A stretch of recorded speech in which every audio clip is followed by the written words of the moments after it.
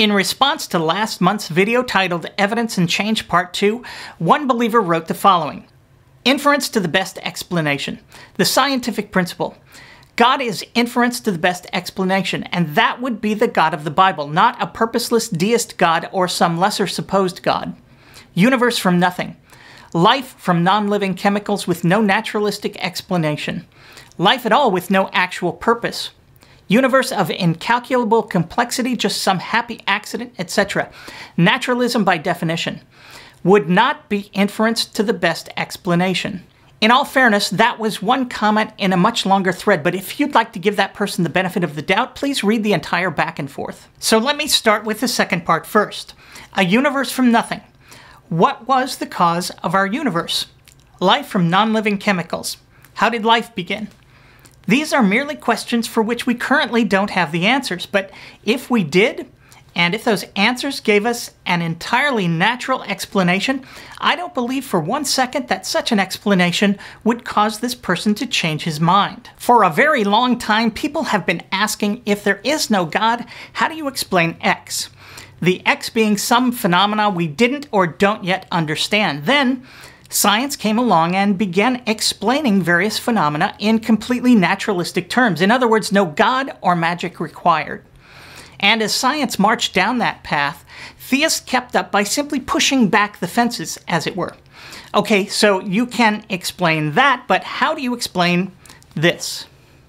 Over time, those questions have gotten more and more fundamental and difficult to answer for a variety of reasons, often relating to current technical limitations for which we don't yet have either solutions or the technology. But atheists need to understand that even when science provides an answer to such questions, the religious aren't persuaded.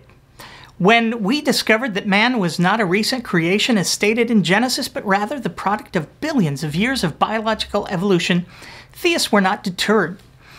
Even the theists who accept the evidence for evolution find some way to make God's hand a necessary part of the process, because these arguments about not being able to explain this or that, in almost every case are a con, a smokescreen.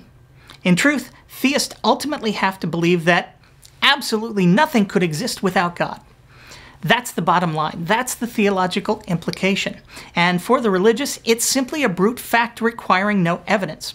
And nothing will change that. Could anything exist without God? I honestly don't know, but I honestly don't know why not either. The truth is, none of us have any basis for answering that question one way or the other beyond mere want.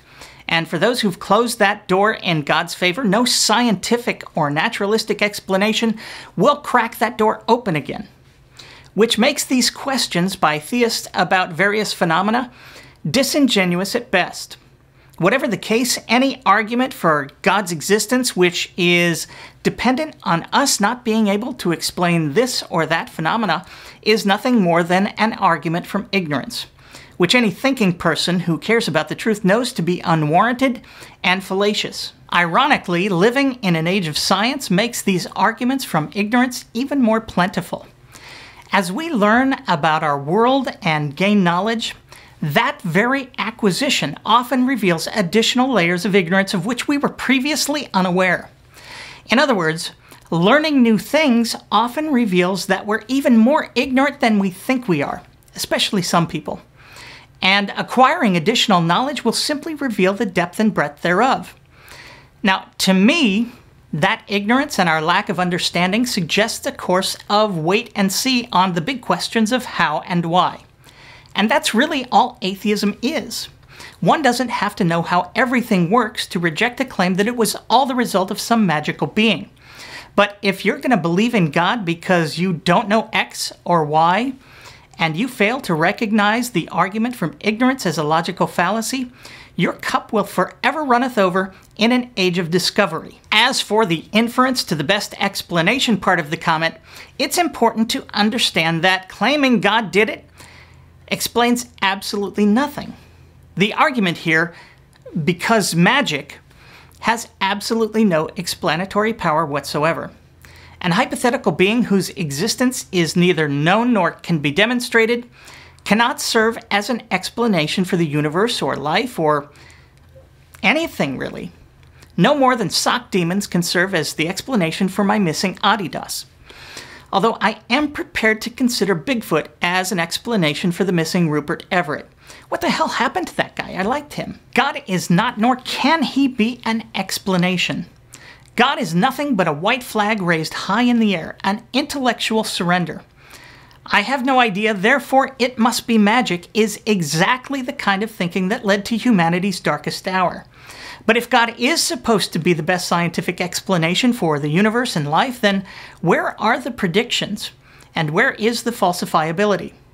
The only thing we can predict when it comes to God is that those who claim to have found him will tell you that the all-knowing, all-powerful God of the universe is in desperate need of your cash money, which some big-haired woman will at some point undoubtedly call a love offering. So there you have it. God is not an explanation, and ignorance is not knowledge. Also, if you paid close attention, you'll see that I'm missing a number of really good socks and an actor whose career was headed into the stratosphere until, well, honestly, I have no idea what happened there. Sock demons. Do you think it could be sock demons?